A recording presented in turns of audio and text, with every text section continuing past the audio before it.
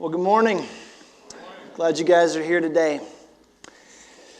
Isn't it funny how different things seem when you're finally through it, when it's finally over, when that storm has passed? Isn't it funny how different things seem?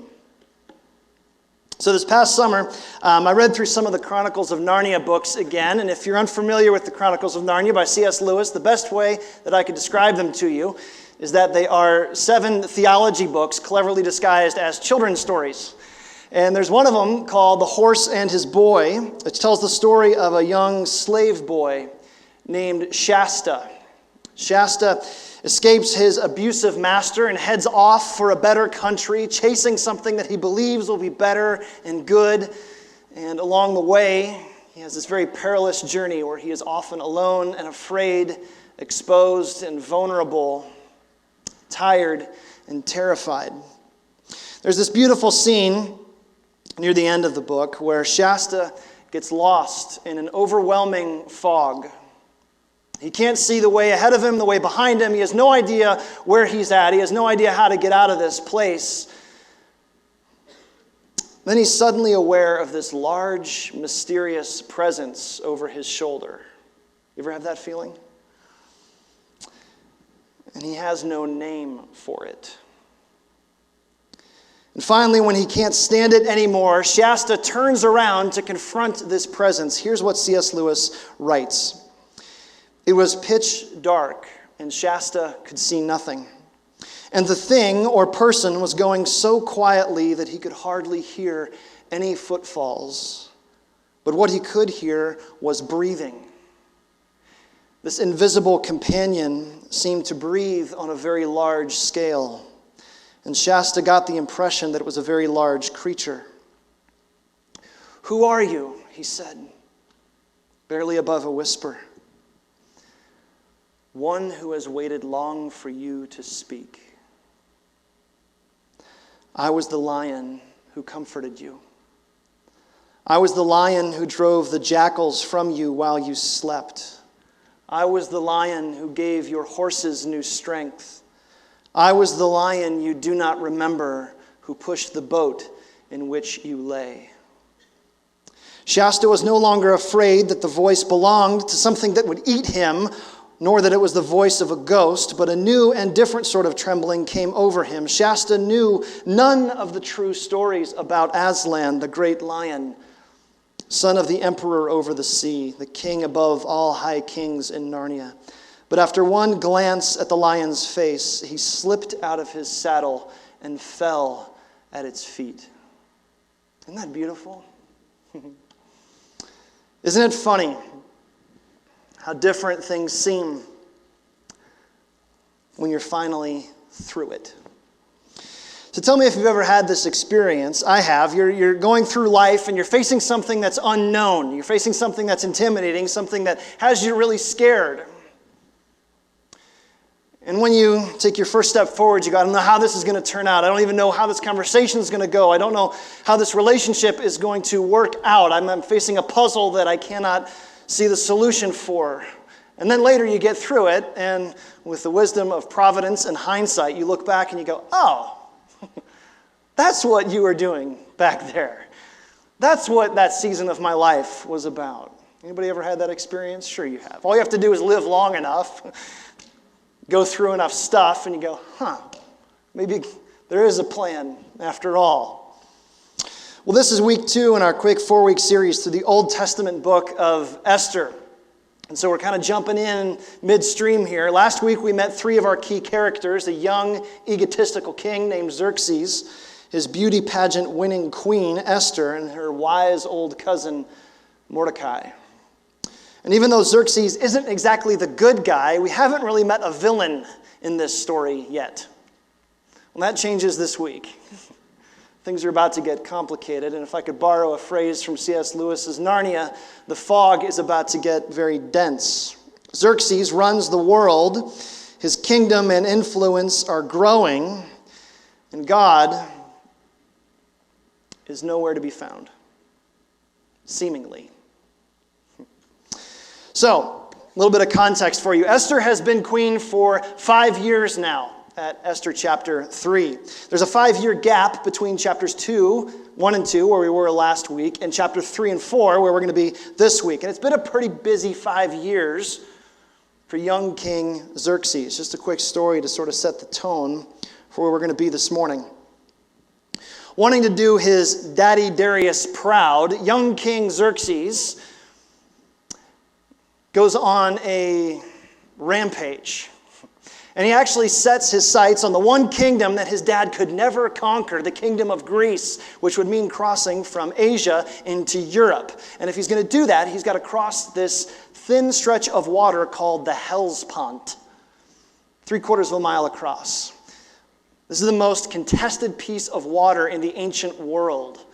And so Darius, in characteristic overconfidence, says, "No big deal. I've got this. I've got a 300,000 plus man army. Nothing is stopping me from conquering Greece." And so what does he do? He sends a construction team ahead of his army to build a pontoon bridge to cross this 3/4 mile an hour stretch. One problem. The army catches up to the construction team, and by the time they get there, they realize that a storm has just come through the day before, and all that's left in the Hellespont is floating debris and a more than slightly nervous construction crew. How do you think Xerxes responds? Not well. First, he beheads the construction crew and the engineers responsible, and then, seriously, he has his generals whip the sea, like with whips, get down in the ocean and whip the sea 300 times as if to teach it who is king. You can look it up. This is real history. Then they rebuild the bridge, they cross it, they march to Athens and burn Athens to the ground. Kind of gives you a pretty clear picture of the guy that we're dealing with, doesn't it? If you want something, grab it. If it stands in your way, conquer it. And if it won't listen to you, destroy it.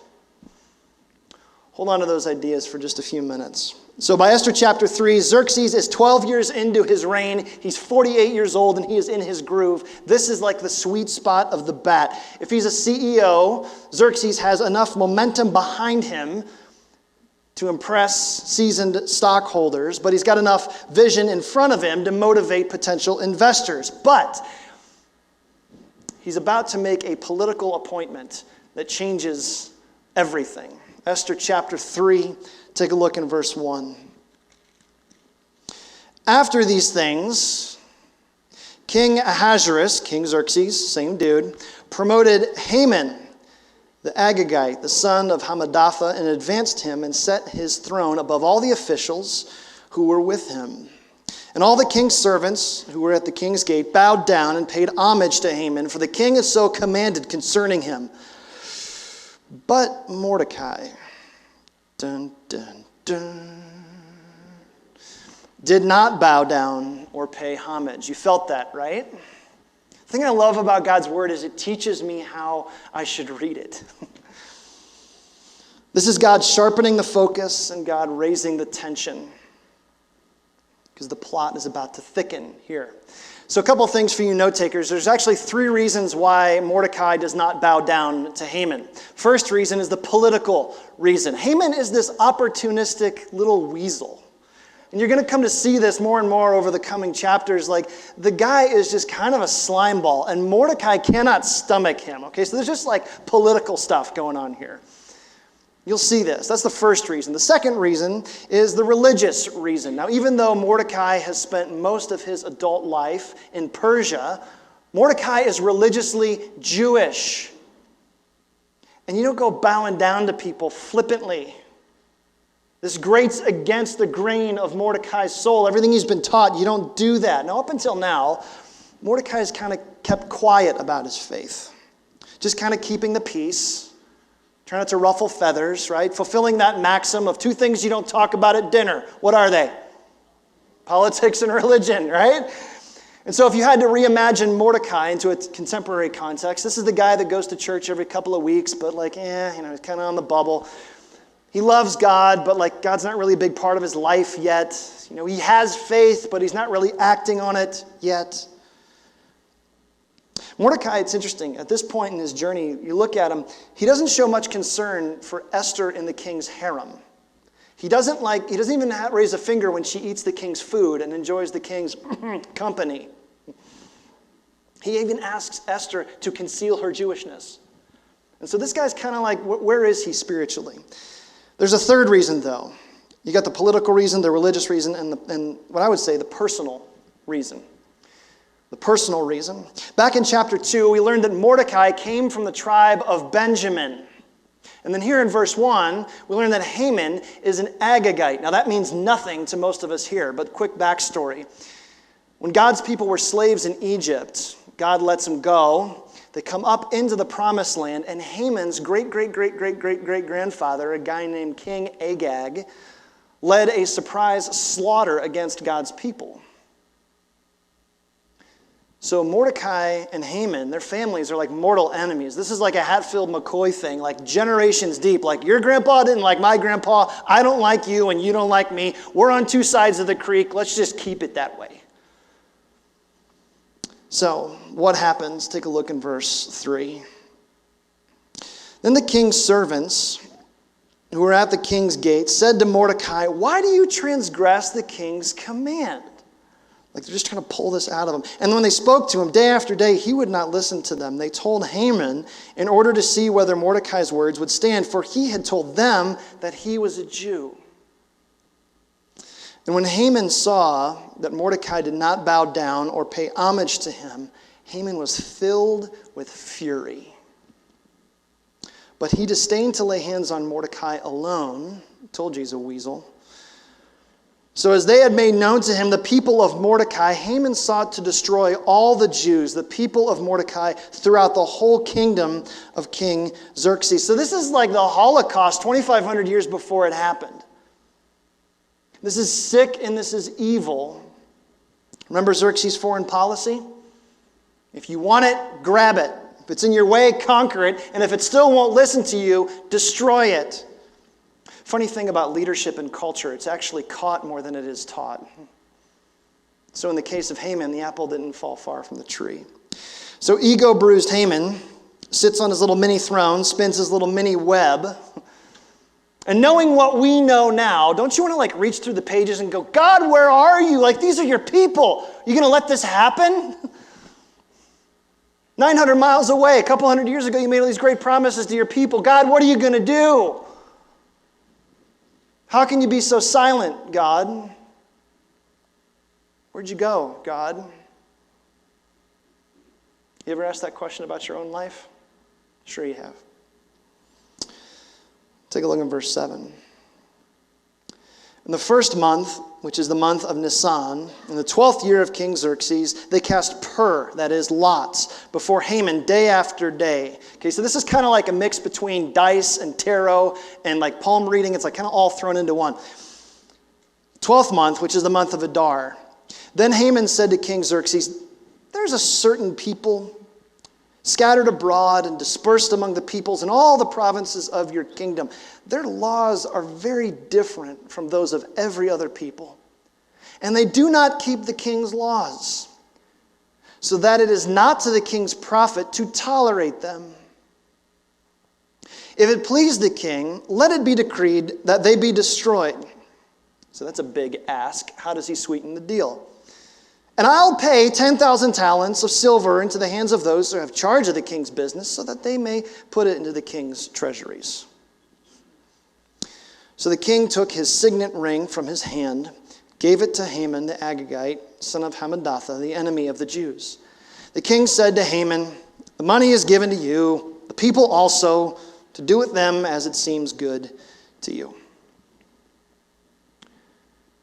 So at this point, Haman wants three things. And for you note takers, they all start with the letter A. Here you go. First thing that Haman wants is he wants assurance. This is verse 7. So Haman and all his cronies get together and they go, okay, we know what we need to do. We just got to seek the fates. We got to talk to our gods. We got to throw the dice, line up the tarot cards, and figure out how all this is going to go. When do we strike? That's the question. And he wants assurance. What's really interesting right now, Haman is consulting his gods, who don't exist, to seek the extermination of a people who God has already laid claim to. Like, you see how this is going to go. But he wants the assurance. Second thing he wants is he wants animosity. Did you notice how he positions the Jewish people before the king? He raises just enough suspicion to incite a little anger, but not enough suspicion to really make Xerxes question. He's like, there's these people, king. It's not really to your benefit to keep them. He wants animosity. But then the third thing that he wants is he wants authority. He wants authority. This is him basically going, king, look, give me whatever, come on. If you just give me the means, I will make sure that they go away. And you know what? That's really expensive. I will contribute 10,000 talents of silver to this whole cause. If you had to contextualize that, that's well over $1 million today. So this is him going, I'm going to contribute my entire family fortune to make sure this thing happens. So Xerxes gives him his signet ring, which is the ancient Persian presidential letterhead. 2 thumbs up and says, just go for it. Here, make it happen. And it's likely that Xerxes agrees so quickly because he just doesn't care what's going on. You see the irony here, don't you? In verse 13, the hammer falls. Letters were sent by couriers to all the king's provinces with instruction to destroy, to kill, to annihilate all Jews, young and old, women and children, in one day, the 13th day of the 12th month, which is the month of Adar, and to plunder their goods. A copy of the document was to be issued as a decree in every province by proclamation to all the peoples to be ready for that day. The couriers went out hurriedly by order of the king, and the decree was issued in Susa, the citadel. The king and Haman sat down to drink, but the city of Susa was thrown into confusion. So the Persian mail system that 5 years earlier worked so quickly to try and get Xerxes, his queen, now works just as efficiently to exterminate her whole people. Meanwhile, Xerxes and Haman toast their success in the palace's personal private cigar lounge, and as pockets of the Persian Empire are about ready to burn, spotlight focuses on one man, Mordecai. Can you imagine what this would have felt like? I mean, sirens blaring all over the place going, what in the world? This is all about to go down. What is going to happen? Come on, God, how long are you going to let this thing go? You could have stopped it way back here. Take a look in chapter 4, verse 1. When Mordecai learned all that had been done. I love that. All that had been done. Like, this is already done. How are you going to stop this one, God? When Mordecai learned all that had been done, Mordecai tore his clothes, put on sackcloth and ashes, and went into the midst of the city. He cried out with a loud and bitter cry. He went up to the entrance of the king's gate, for no one was allowed to enter the king's gate clothed in sackcloth. And in every province, wherever the king's command and decree reached, there was great mourning among the Jews, with fasting and weeping and lamenting, and many of them lay in sackcloth and ashes. When Esther's young women and her eunuchs came and told her, the queen was deeply distressed. She sent garments to clothe Mordecai, that he might take off his sackcloth, but he would not accept them. Stop there for a minute. Do you feel this growing distance between Esther and her people? We're meant to. Every Jew within 2 million square miles, India to Ethiopia, every one of God's people is weeping and mourning and lamenting and crying. Sackcloth, what is that? It's like wearing a potato sack. This is not comfortable. The idea is like, I'm in mourning, I feel terrible, I might as well look terrible. Pouring ashes on your head. These are all signs of ancient mourning. But what's fascinating is Mordecai, who lives outside the king's palace, has every detail of what's going on. And here's Esther living inside the king's palace. She has no clue. But there's something that we need to see here. Back in verse 1, Mordecai tears his clothes, sackcloth, and ashes. Ancient symbols of mourning. Just this like deep, gut-wrenching, like, Lord, you better show up right now or we're going to die, kind of pre-grief. You ever been in that spot? Where you're like, Lord, you better show up right now or we're going to die, kind of pre-grief. You ever been in that spot? Where you're like, Lord, you better show up right now or we're going to die, kind of pre-grief. You ever been in that spot? Where you're like, Lord, you better show up right now or we're going to die, kind of pre-grief. You ever been in that spot? We just go like, Lord, I can't deal with this anymore. Like, you've got to show up. And if you don't show up, I'm out of gas. I got nothing else. You ever cried like that? Your circumstances in life ever put you in that position? You ever mourned the loss of something so deeply that you just don't even know what to say anymore? You just want to sit there and let it roll over you. When Esther finally hears about it, the text says that she's deeply distressed. And she does something really odd, right? She could have joined in the mourning with her people. She could have said, all right, I'm Jewish. Let's take the mask off. These are my people. She could have done that, but she doesn't, not yet. She could have stepped up and said, look, I'm the queen. I can put a stop to this. This is a bridge too far. But she doesn't do that, not yet. What's she do instead? She sends Mordecai new clothes.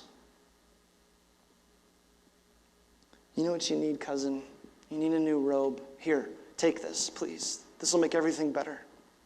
Small detail, odd detail, but not as odd as what happens next. Mordecai refuses it. Did you catch that? It's right there in verse 4. Mordecai would not accept it. Now, if you just tore your robe and you're in mourning and your queen cousin sends you a new robe, you put it on, right? What's he communicating in this? Why does he send it back? What's he saying? Like, Mordecai, she's just trying to help, man. Like, she's trying to make everything better. She doesn't know what to do. Why are you trying to be such a stick in the mud? Here's what I think this is getting at. I don't want a new robe. A new robe is not going to fix this, cousin. There's way more at stake here than can be fixed by a new set of clothes. Cousin, we don't need clothes from the king's closet. We need rescue from the king's plan. And this is not the main point of the text, but it's worth pulling off here for just a second to ask this. How many of us would rather avoid the problems because we're scared of what our involvement might cost us? How many of us delay God's deliverance because we're too busy distracting ourselves with new robes? Vacation, new house, new spouse, retail therapy. And I get it, because it's tempting to believe that, like, if I can soothe myself with this stuff, then I don't have to deal with this. If I can get by with whatever's out here, I won't have to deal with what's in here. This is the guy who worked 60 hours a week so he doesn't have to deal with his imploding marriage. This is the mom who runs to the wine cabinet because she has to face these feelings of inadequacy. This is me anytime I'm unwilling to acknowledge the real issue because I have the sneaking suspicion that my involvement is going to cost me more than I'm willing to pay. So when Mordecai returns the robe, he opens the door for Esther to understand that there is way more at stake here than she may have realized. A new robe is not going to fix this. But you, cousin, maybe you have a part to play. He just leaves it sitting there. And all that pressure builds and builds until, as if by divine discomfort, sensing that costly involvement is better than comfortable avoidance, Esther makes her courageous move. And then comes the dialogue, the conversation on which the power of this entire book is hung, and where the veil between God's providence and my responsibility comes paper thin. And so with this newly returned robe, realizing what her involvement might mean, Esther sends a letter to Mordecai. And now just get this. This is when her faith shows up and grows up. Esther to Mordecai, verse 11. She says, look, all the king's servants and the people of the king's provinces know that if a man or a woman goes to the king inside the inner court without being called, there's one law: to be put to death. You forgot? This guy whipped the sea. He burned Athens to the ground. This is not a reasonable man. Except the one to whom the king holds out the golden scepter that he may live. But as for me, I've not been called to the king for 30 days. Like, look, Mordecai, I haven't seen the king for a month. And if I go in there, If I cross that threshold, if I get involved, I could be toast.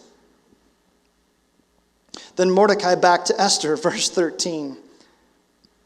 Do not think to yourself that in the king's palace you will escape any more than all the other Jews. And now here's where this gets painfully thin.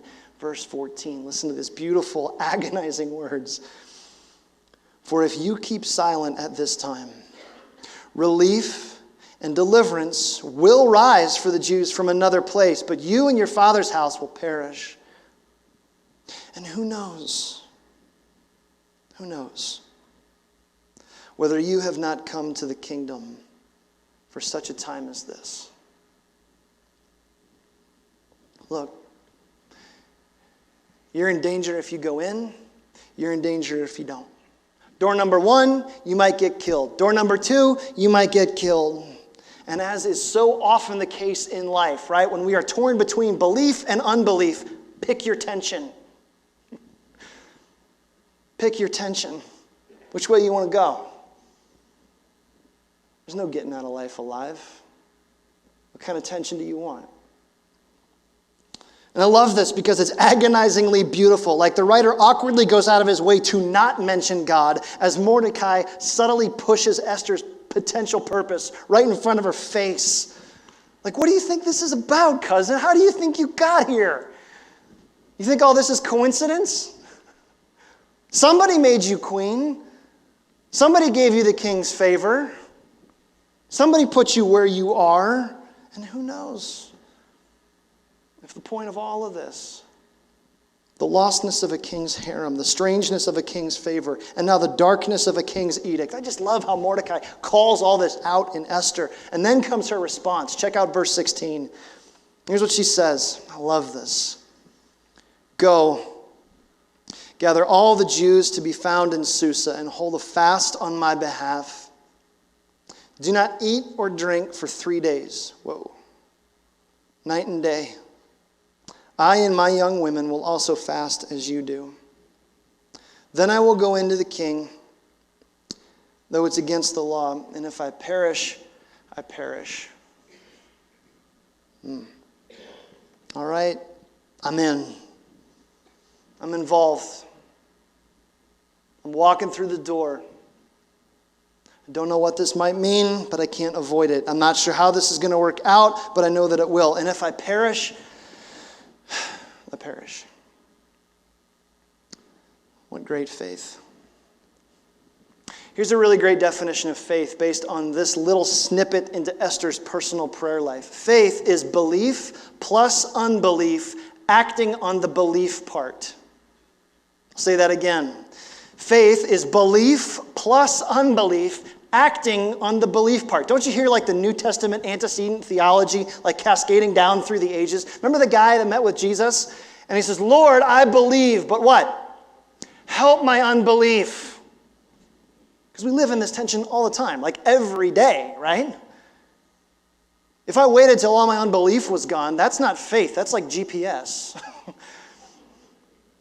Lord, I believe, but help my unbelief. There's always this little fly in the ointment, right? This side of glory. How often do we live there? Every day, especially in these uncertain times. Like the door, you don't know. This door, I don't know. The only thing I do know, God, is you. And then you finally silently ask yourself, like, yeah, God, I don't know. Is that enough? And if you find yourself asking that question, God, are you enough? That's exactly the point of Esther chapter 4. So how's this turn out? Well, you got to wait till next week. I know, I'm sorry. Here's, like, can't you hear like that old-timey radio voice? Like, tune in next week as our heroes, right? You can go read it on your own. It's right there. It's in the Bible. You can read it. But we need to turn the page because we got to get updated into this. Like, what does this mean? Like, why is this here? Why did God take the time to write this? What does this have to do with me? And what does this have to do with now?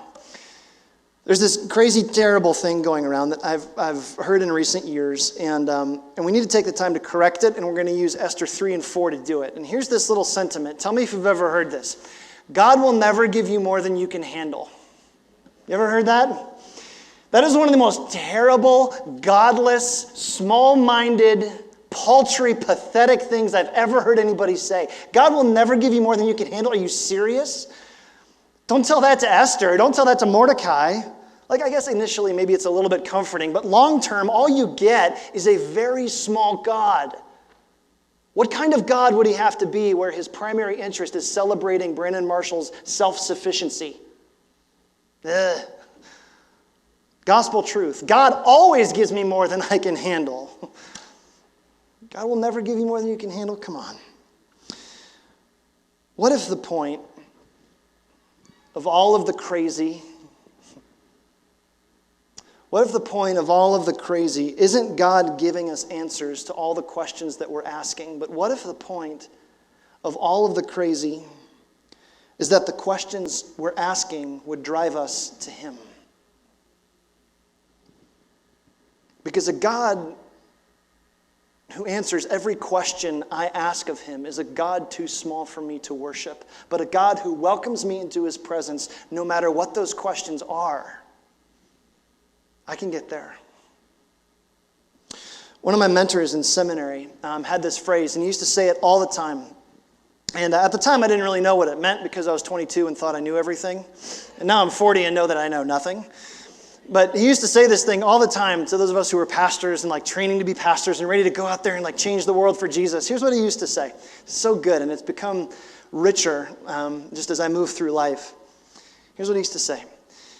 There's a simplicity on this side of complexity that isn't worth a nickel. But there's a simplicity on that side of complexity that's worth your life.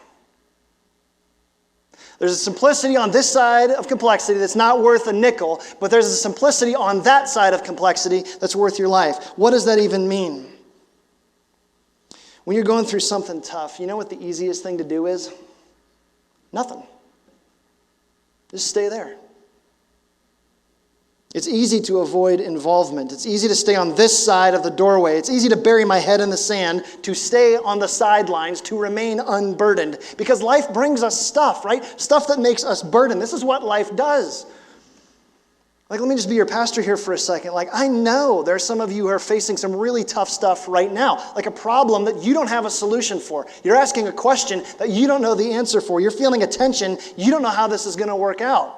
You didn't see this coming, but surprise, it's here. Life brought you something on the front porch of your world that you must now deal with. When you're faced with the overwhelming crazy, this thing called life, how many of you know that when you step up to the doorway, that's when your faith gets real, and in Esther's case, that's when your faith grows up. You can stay over here on this side of complexity. It's just not worth very much. Here's the principle. Sometimes, God would rather bring you through than rescue you from. It's a very big statement, and it's worth thinking through. Sometimes, God would rather bring you through than rescue you from.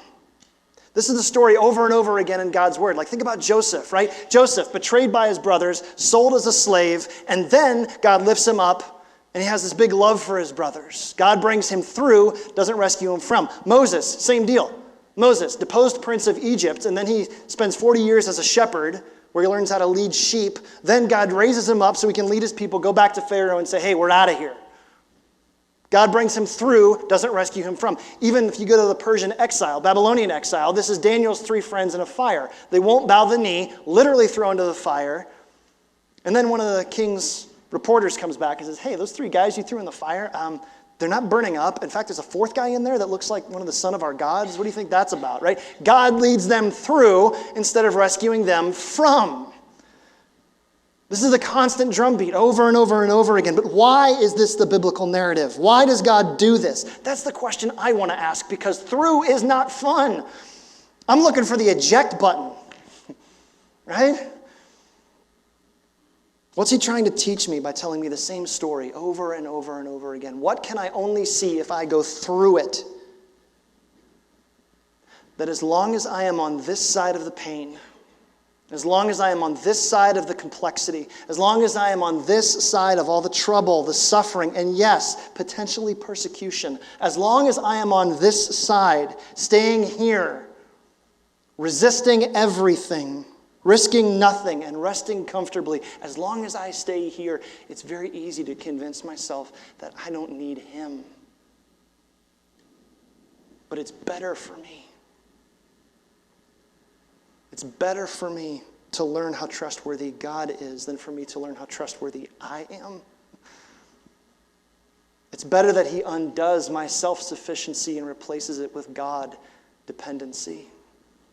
It's better that I learn how to celebrate what he can do and not what I can do, because it's on the journey through that I learn that God is good. It's on the way through that I learn that he is enough. It's on the way through the pain, through the problem, through the complexity. That's where we meet a God who is not only great, but also profoundly good to you. Let me get dangerously close to this. I think this principle, that sometimes God wants to push you through or bring you through rather than rescue you from. I think this principle is true not just for us personally, but I think it's true for us corporately. I think there are hard days coming for the church, and not just our church, I mean the church. Okay?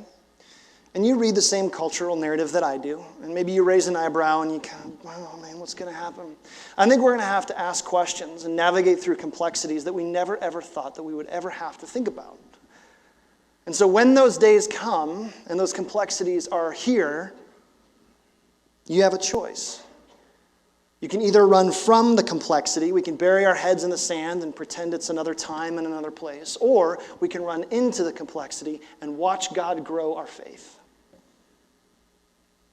And my word for you personally, just as for us as a church, is that maybe if you're facing something like right now, Sunday, November 7th, or in this yet to get here tension that we don't really even recognize, my word for you is really a question. If God was good here, don't you think he'll be good here? He hasn't changed. He sees you and he knows you and he loves you. There's no part of your story that is strange to him. And he cares for you. He is enough to get you through. So we're going to celebrate the Lord's Supper here in a little bit. Our deacons are going to come and we're going to pass elements. But just a couple of thoughts just to maybe center our attention on this. Before they were in Persian exile here in Esther, way back when they were slaves in Egypt, God's people gathered in their homes for an event that would be called Passover. Passover. They didn't even have yeast in the bread because they didn't have time for the bread to rise, because in the morning they were getting up and they were headed out of Egypt and into freedom. Passover is God's way of saying, I am enough to lead you through. Most of us think about the Lord's Supper years later when Jesus gathered to celebrate Passover with his 12 closest friends. When he broke bread and served the wine, and he said, this is my body and this is my blood. Remember me when you do this. This is Jesus saying, I am enough to get you through. So here's the question before we take the elements and have this memorial meal together. Do you really believe that? I'm not talking about like the cultural tensions and what you should or shouldn't do, anything like that. I'm actually talking about something much bigger. I'm talking about your eternity. Do you believe that Jesus is enough for you? You trying to add what he's done? You trying to be a good little boy, good little girl, trying to behave, earn some cosmic points with God? Or have you given up and said, Lord, I can't do this on my own. I need you to get me through everything because I can't face it. I'm not enough, and I'm good saying I'm not enough. Have you come to that spot? Every one of us is born in sin, and we can't fix it on our own. And so we say, Lord, help us. It's Christ and Christ alone. And so when we take this bread and this juice here in a little bit, this is a declaration saying, Jesus, you're enough. You're enough. You're enough. You're enough to get me through it. I'm going to keep my eyes on you, and I'm not going to get distracted.